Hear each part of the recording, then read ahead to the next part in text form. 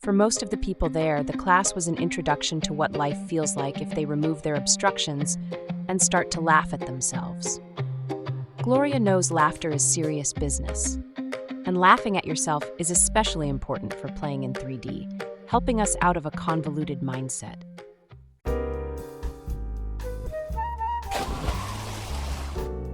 Today's technology is playing in 3D, but what about us? Are we playing in 3D, or are we living in a flat 2D state of mind?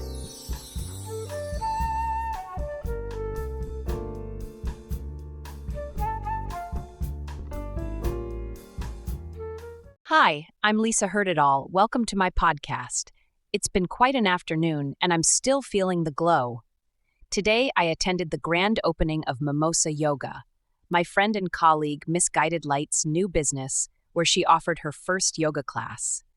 Miss Pink and Miss B Haven couldn't make the event, so I was there to represent the Splash in the City team in supporting Gloria. I'm so glad I came, and I'm excited to share this magical experience with you.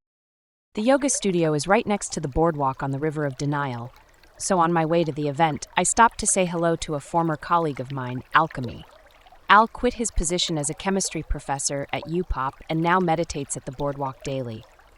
Al is Splash City's resident mystic, offering insights into anything anyone wants to know. Al doesn't do small talk and had a peculiar warning for me today. Lisa, don't be afraid to stumble.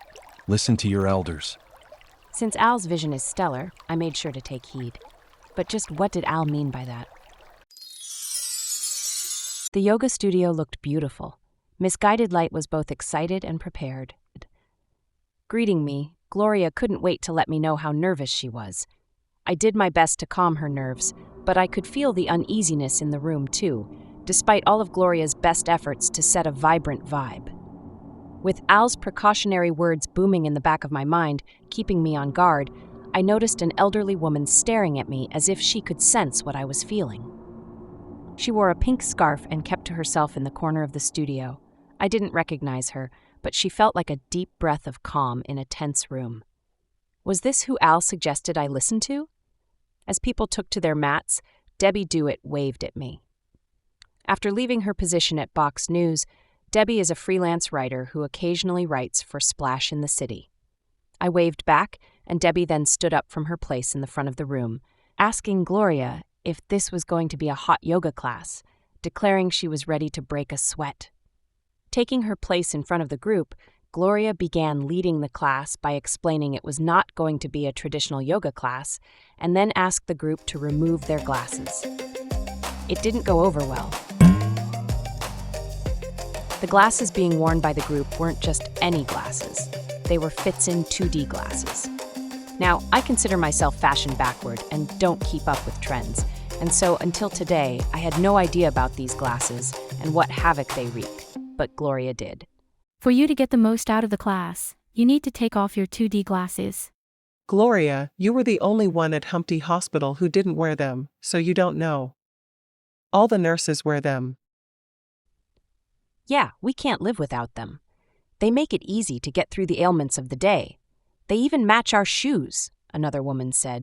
A chorus of others then joined Nora, fist-pumping their right to wear the glasses, leaving Gloria with no choice but to give in. As Gloria began the warm-up breathing exercises, I quietly stepped away from the class and took out my Me phone to research Fits-In 2D glasses. They are considered Fits-In Shoe Company's most successful campaign and the latest high-tech fad.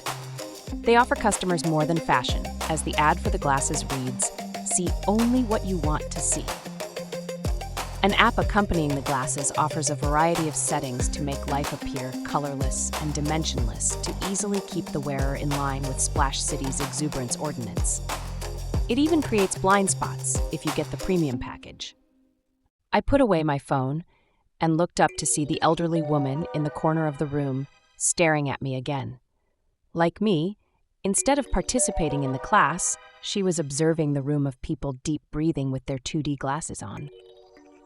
We both knew a contradiction when we saw it. I tried looking away, but she kept staring as if trying to tell me something, but I still didn't understand what. Okay, class, one last exhale. Surprise! This is a laughter yoga class. I just received my certification from Giggles Institute. Let's laugh from our bellies. Ha ha ha ha ha ha! In shock, one by one, the class started losing their balance as they held on tight to their glasses and the outlooks they provided. Some were grunting, while others coughed. No one's hands were on their bellies, and there was certainly no laughter. Finally, Nora yelled out what the rest of them were all feeling. "Don't make me laugh!" A mirror cracked, is looking back. That smirk, it knows my every act. A shadow splits, a cosmic joke. I'm the punchline wrapped in smoke. No, no, no, not today. Don't let me smile, it'll give me away. Don't make me laugh, don't make me grin. I'm holding tight, but the chuckles sneak in. The universe winks, it's all such a game. Don't make me laugh, I'm losing my name. Gloria looked horrified. She lost the room.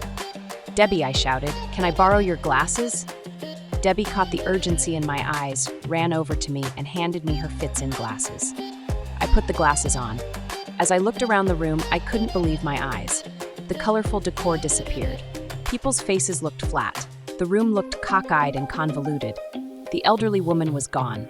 Somehow, I managed to pull out a makeup case with a small mirror from my purse. I gazed into it and gasped. "You've got to be kidding me!" I yelled, with all eyes in the room turning towards me. "Is this the way I look to all of you?" Gloria nodded, understanding what I was seeing. This was why she wanted everyone to take off the glasses. "I look like a dolphin!" I exclaimed, breaking into laughter. "You all look like dolphins!" A few chuckles began arising across the room. "Now take your glasses off and see what I really look like. See what your neighbors really look like. Take my mirror and see what you really look like." Slowly, one by one, people started taking off their glasses and looking at themselves in my mirror, as fear left the room and genuine laughter and relief replaced it. Gloria was all smiles. With the glasses off, I saw the elderly woman again, nodding to me in thanks. I returned her nod. I try to frown, I clench my face, but joy erupts in the sacred space. A yogi's giggle spins the air, resistance crumbles, who put it there? After our fantastic laughter session, Gloria broke out the bubbly. It tickled our noses. Just about everyone there signed up for regular classes. Gloria's business was taking off. It was a huge success.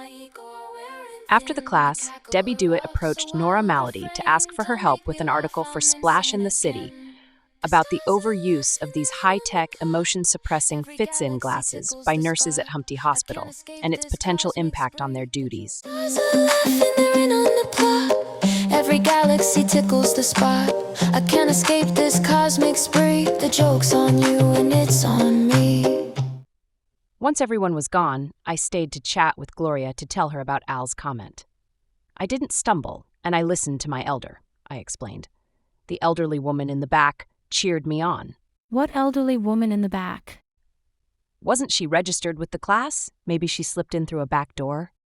No, and I checked and double-checked. There was no woman like that in the class. That's odd. She had the most beautiful white bun atop her head and wore a beautiful pink scarf. The only woman I ever knew like that was my friend, Sense. I was one of her nurses at Humpty Hospital. I would sit and talk with her every day, and Lisa, she was the one who encouraged me to leave the hospital and pursue my dream of making people smile. I gave her a pink scarf. How lovely, I said. Then she must have wanted to come and see your grand opening. Lisa, Sense passed away the same day I quit my job at the hospital.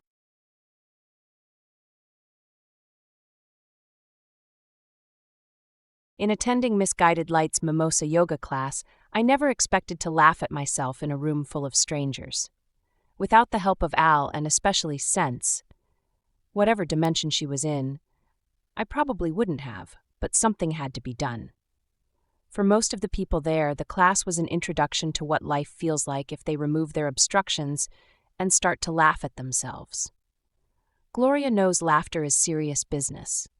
And laughing at yourself is especially important for playing in 3D, helping us out of a convoluted mindset.